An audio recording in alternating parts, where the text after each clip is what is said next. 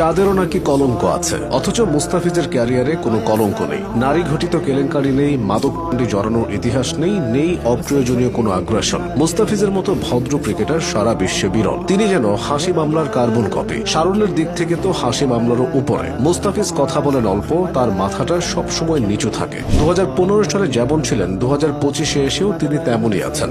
IPL, PSL সহ দেশ বিদেশের নানা প্রান্তে খেলতে গেছেন, তবে কখনো তার মাঠের বাইরের কিছু নিয়ে সমালোচনা হয়নি। খবরের পাতাতেও মুস্তাকে নিয়ে অহেতুক গুঞ্জন দেখা যায় না। 10 বছরের ক্যারিয়ারে এমন ইমেজ ধরে রাখা চারটিখানি কথা না। বিশ্বের অনেক নামকরা ক্রিকেটার মাঠের বাইরের নানা ঘটনায় শিরোনাম হয়েছেন।